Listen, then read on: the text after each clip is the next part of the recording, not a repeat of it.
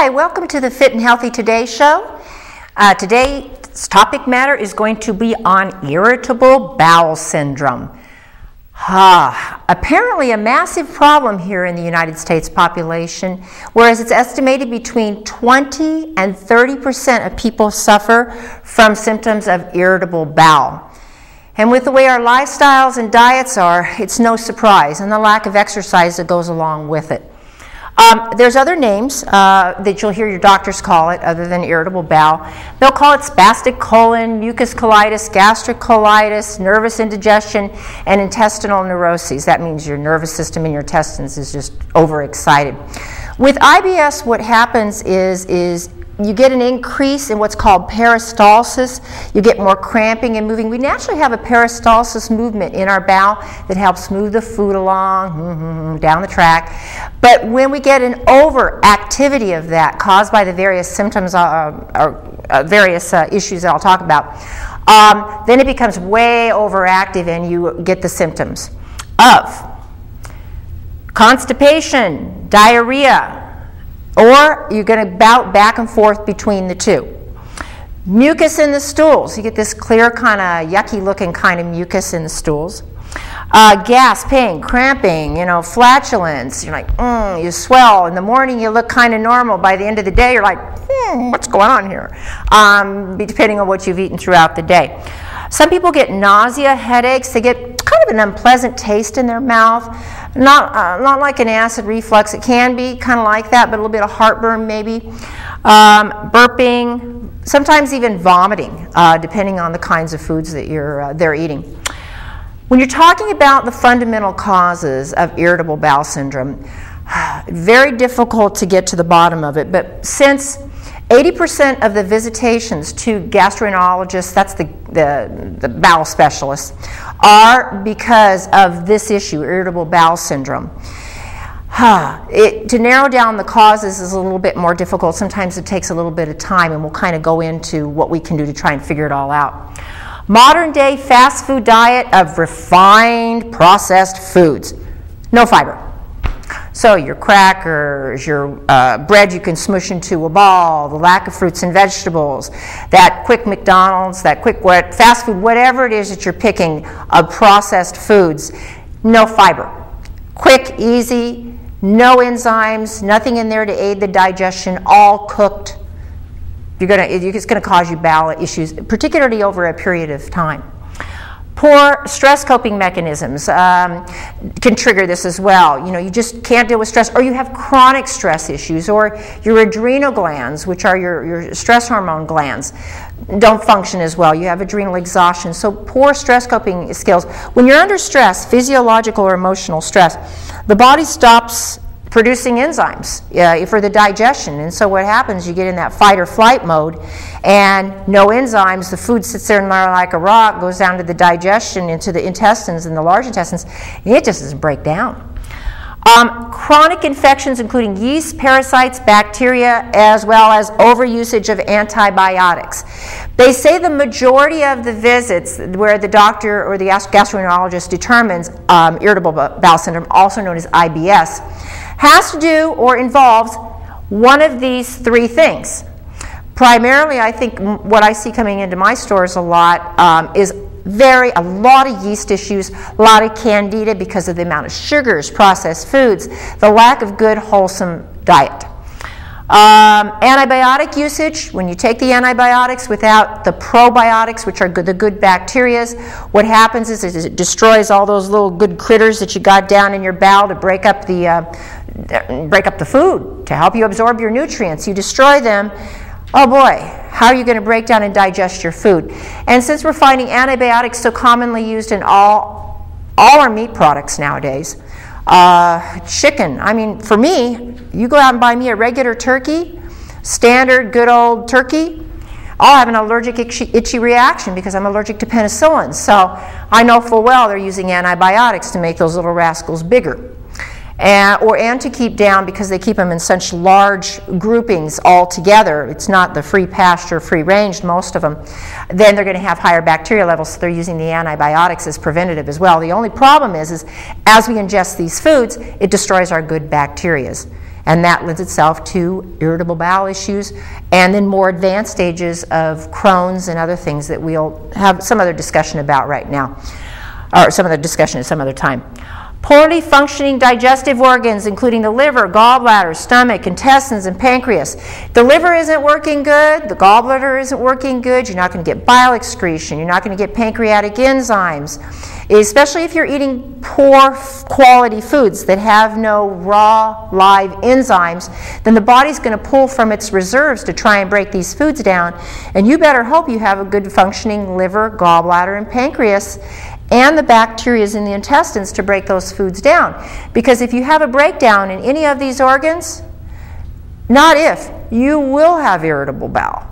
So bottom line is chewing the food very well, having the proper amount of enzymes to break it down in the digestive tract, from the pancreas, the gallbladder producing the bile, the liver, well actually the liver producing the bile being excreted and into the stomach by the gallbladder. So these all are necessary, important functions. And so if you're taking acid reflux medications, other certain kinds of medications that slow anything having to do with bowel or digestion, you're going to have a problem with digesting your food and have irritable bowel. Structural abnormalities. Scoliosis can contribute to IBS, or just a misalignment of the spine. Good old chiropractor adjustments occasionally can resolve those actual structural abnormalities that you may see.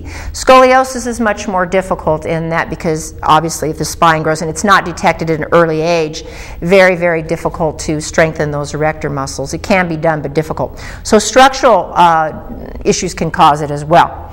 We talked about the symptoms that most people experience. Now, these are symptoms of other things as well too. So getting a good diagnosis from a physician. Self-diagnosing is helpful in that you can go to your doctor and say, you know, doc, this is what I got, what I think I've got, these are my symptoms. But leaving a diagnosis to a healthcare professional is always a good idea. Even healthcare professionals trying to diagnose themselves oftentimes are not very successful. There are testing procedures that can be performed by your doctor that can aid and assist the determination of the cause of irritable bowel. Intestinal permeability tests, detox profiles, digestive function, microbe and candida stool sampling tests. The first two are done with urinalysis. You know, you pee in the cup and they can determine that. Food allergies, especially a particular type of test that's used in blood called the IgE and the IG-RAST test. The standard IgE or Ig by itself isn't adequate, but this tends to be a little bit more adequate. I know I had this test done. They pulled blood and they tested me for the 99 most common foods, and they were able to determine pretty accurately most of the things that I was fairly allergic to. Now, when we're talking about the causes and the fundamental causes, finding out the foods that you're allergic to, very, very, very important. And there's ways you can do that with these types of blood work tests, or you can actually conduct an elimination diet where you just go on like a lamb, rice, chicken, I think it was bananas, apples, and maybe a little bit of leafy greens. You go on that diet for about 2 weeks, and then you add 1 or 2 foods in at a time every week to see how your body reacts and responds. And actually that's the most accurate way of determining what things really cause a problem with the bowel. But the blood work can also help. Here in Lompoc, I have not been able to find one doctor that performs this blood test to determine what people are allergic to as far as the foods are concerned. There is one Oriental medicine doctor, Linda Crone, that I've discovered in Solvang. She did mine a while back, and that was very, very helpful because I realized certain foods were causing me a lot of discomfort and gas, and it was painful and embarrassing. So once I took those foods out of my diet, and I addressed the issue of yeast and parasites. There are things we can do to, there are yeast fighters, there are bacterial fighters. I know a lot of doctors will use antibiotics when it comes up with bacteria, but then once again, if you're using those antibiotics, you've got to use the probiotics, otherwise you return back to the same problem all over again. The bacteria will grow without the good bacteria to fight it off. Diet. I think in countries or cultures where there's a lot of raw foods, a lot of uncooked vegetables, I mean even in pygmy areas where they're basic raw foods, they don't have irritable bowel syndrome. Zero.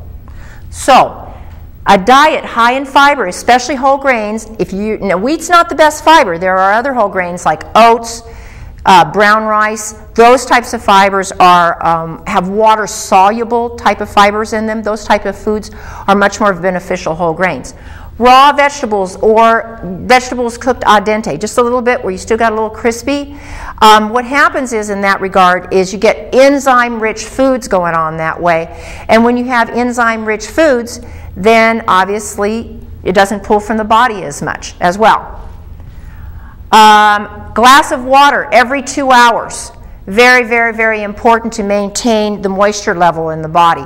If you don't have adequate amounts of water, you can't cleanse and remove and increase the way the food flows down through the bowel. Eating cultured products. If you're not allergic to dairy, I'm allergic to dairy. I can't eat cultured products, so I don't dare touch a yogurt or cheeses. But cultured bacterial, good bacterial types of products are out there that can help to maintain those levels. If you're on an antibiotic and your doctor tells you to go on the yogurt, it isn't sufficient. The antibiotic kills trillions. You can add one of those yogurts for 2,000 years and you still wouldn't add up. I mean, seriously, a yogurt a day for 2,000 years and it still would not add up to the amount of bacteria that 1 10-day exposure to antibiotics adds up to. So the yogurt isn't sufficient. It'll never bring you back to normal. You do need to supplement with a good probiotic in that regard.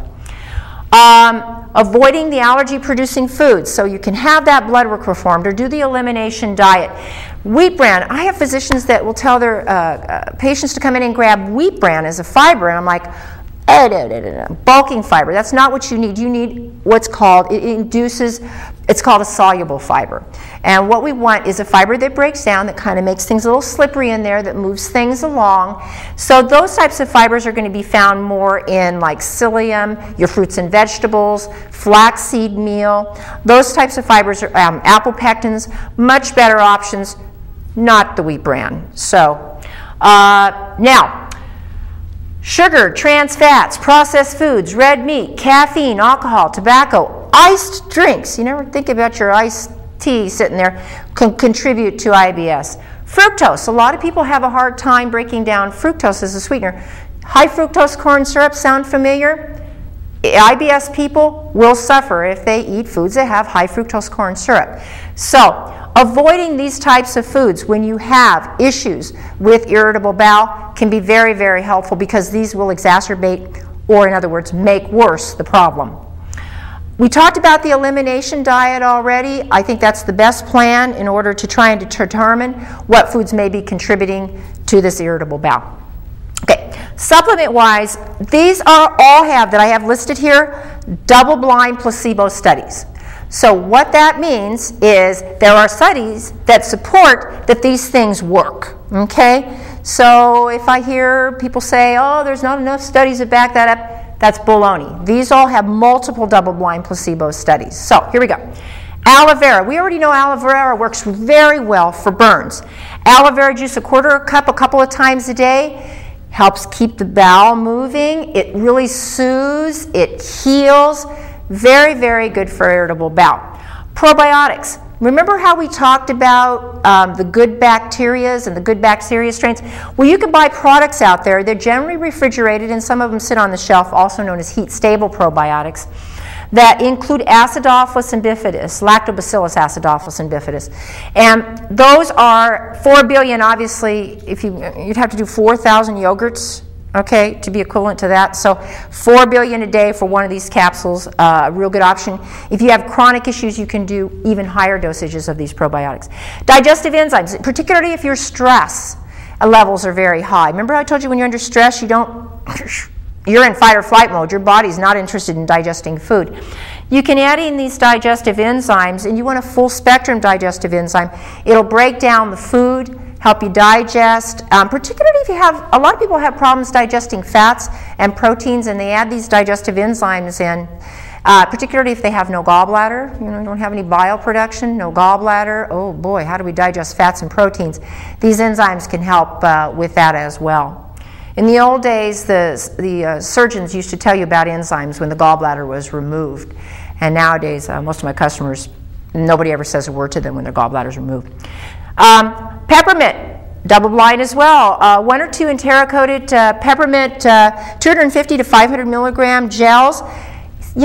When you get IBS, you get an overactive intestinal tract. That soothes it, calms it down. You don't get so many of those spasms going on, which is something as simple as peppermint oil.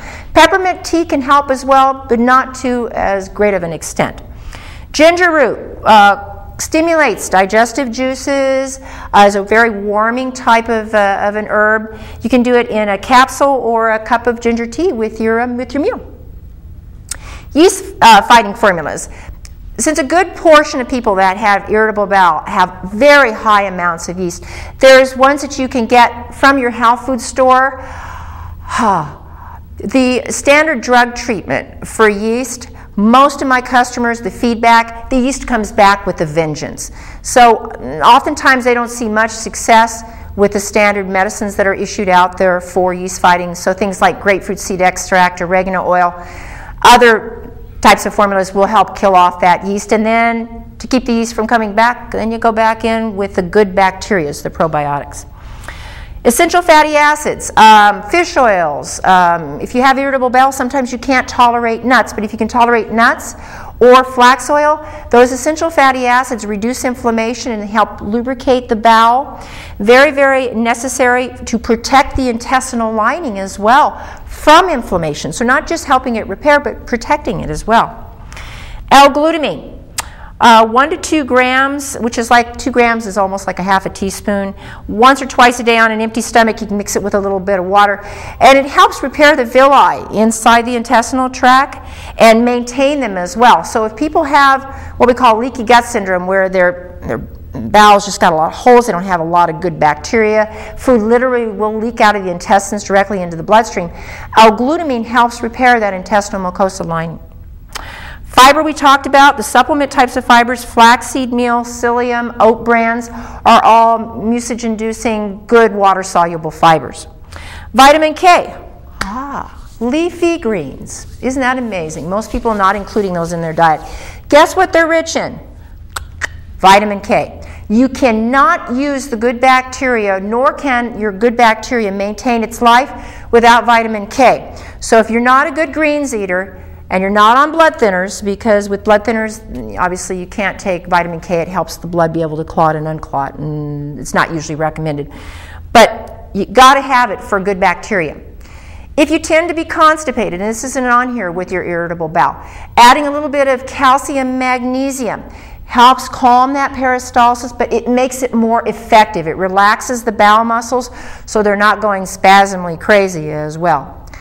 There's so many different things out there that I could give you a whole nother page. And so, go online, pull the books, research further, because irritable bowel, 20 to 30% of the population, that's 1/5 of us, 1/4 have these issues. If this goes on, this can, poor nutrient absorption can lend itself to cancers, colon cancers, beyond.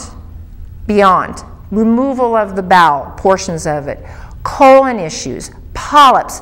Very important to maintain the bowel in good working order, not in an inflamed state. Anyway, we're going to be moving on to the next portion of our show, which is the fitness section. Thank you.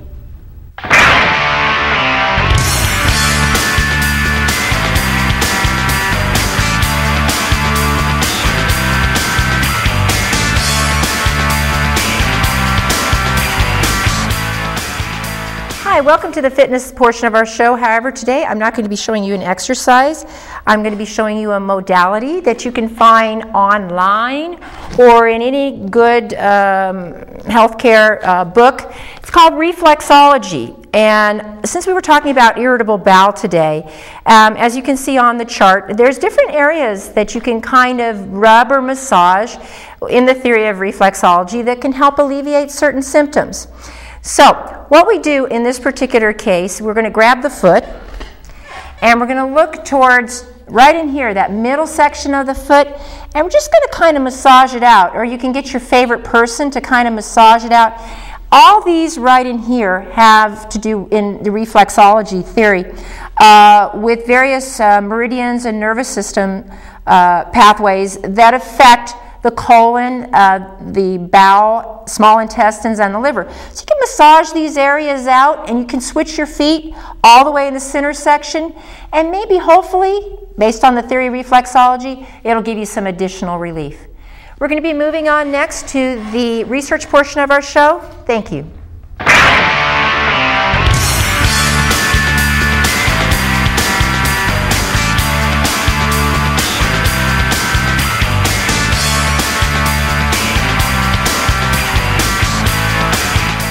Hi, welcome back. We're going to be doing our research portion of our show with Ralph Turchiano today. Ralph, please. Thank you. Well, it turns out they're beginning to change focus away from sodium or salt to potassium. This is important for one main reason. As reported in the 2009 journal, or I should say the Archives of Internal Medicine, they discovered it is not the amount of sodium they're looking at, but it's the ratio of sodium to potassium. What they found out, even if you have low sodium levels, if your potassium levels are way low in that ratio, your chance of having a cardiovascular event or heart disease is increased by 50%. So what they determined is basically, instead of sometimes trying to lower that salt, try raising that potassium. In fact, how much potassium were they recommending? You'd be quite surprised. I want to read this because you don't usually hear this. Part of the reason why is your Food and Drug Administration disallowed any of us from selling potassium tablets in anything more than 99 milligrams. Yet, out of the Institute of Medicine, they are recommending 4.7 grams of potassium per day. That is 4,700 milligrams of potassium. Yet, you cannot get more than 99 milligrams of potassium in a tablet form without a prescription. Part of the infinite wisdom of the Food and Drug Administration, I gotta say, if anything. After that, they discovered, we know that breastfeeding is really good for reducing the incidence of asthma in children. However, there's a caveat to that discovered. If those children, after being breastfed, are brought up on fast food, they discovered, once again, this is the International Journal of Clinical and Experimental Allergy, based out of London. They discovered children that eat fast food at least twice per week eliminate all the benefit that breastfeeding gave them in the prevention of asthma. Now, they know that the fast food causes asthma. They don't know exactly why. The hypothesis they said here was maybe it's the high fat and the high salt levels of the food, which can increase the twitchy airways and wheezing. But another thing they said too, which is real important, the doctors noted that they said, quote, this was basically that diet definitely does play a role in asthma, and they hope that they've put a little bit additional research towards that effort. Now we go to peanut butter and food safety. Now the current events here, you're all hearing about the salmonella and the recall of that peanut butter back in that factory back in Texas, about how people are getting sick, and they said we'll continue to get sick for the next 3 to 4 weeks, if not longer. So the impact of the salmonella, or I should say peanut butter recall, is quite big. But this is one thing that came out during that investigation. They discovered that, I want to read this directly from the article, lawmakers reacted angrily Thursday when told that food makers and state safety inspectors are allowed to keep test results secret. If salmonella pops up on the food, they don't have to tell you anything. That keeps federal officials in the dark even when products have been contaminated by salmonella or, of course, other dangerous bacteria. This plant that had the salmonella, they found out they were testing positive for salmonella back in 2007, yet it was never reported. So again, the Final results of this will probably not be known for another 2 or 3 weeks. And finally, after 40 or 50 years, the first comprehensive paper on statins, or I should say cholesterol-lowering medication, has finally been released. And it's on the online edition of the American Journal of Cardiovascular Drugs, the first comprehensive paper on statins since their advent probably in the early 60s. They also said, too, they were surprised in regards to statins that physicians' awareness of side effects of statins is reportedly very low. The main thing that came in this paper is one thing, and I'm going to read it to you directly. There's a substance in the body called coenzyme Q10, intensely important for energy, heart health, mitochondria. They discovered this about the statins. They say, quote, however, statins lower coenzyme Q10 levels because they work by blocking the pathway involved in cholesterol production, the same pathway which CoQ10 is produced. Statins also reduce the blood cholesterol that transports the CoQ10 and other fat-soluble antioxidants to where they need to go.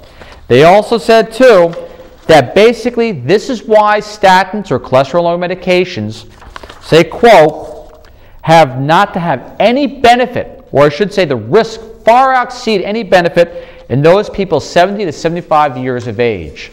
Something to really go through your doctor with. Very interesting. After that, of course, we are still on drugs. And now we're talking about fake internet drugs. Big problem. A lot of people ordering prescription drugs over the line I should say, and they discovered this. When investigating Viagra purchases, they found a lot of them were fake. Ironically, they found out at the same time, too, that the money that was going, or I should say, from the purchasing of this fake Viagra over the internet was going to terrorist organizations in the Middle East. All right, keep that on the side, though.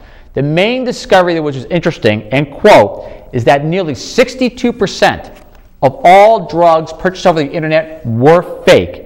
Worse than that, they contained arsenic, boric acid, leaded road paint, fluoride shoe polish, talcum powder, chalk, brick dust, nickel, and that's just the beginning of it. So, when buying something over the line, I don't care if it's a vitamin, drug, or toothpaste, really be concerned about that. After that, just a little side note. Your hypertension drugs are entering the water supply, including your cancer drugs and chemo drugs. When looking just at the St. Lawrence River, they discovered that at least 80 to 90% of the methotrexate chemo drug that people were consuming was not being broken down. They call it chemotherapy for fish, and this is just one river. Wouldn't it be ironic if the ice caps aren't melting because of global warming, but there's so many chemicals in the water that's actually changing the melting point of that water itself? Something to think about. Antifreeze for the world. Well, thank you very much. That's the end of my report. Thank you very much, Ralph. We appreciate it very much. We hope once again that this encourages you to further research irritable bowel, the latest, greatest research.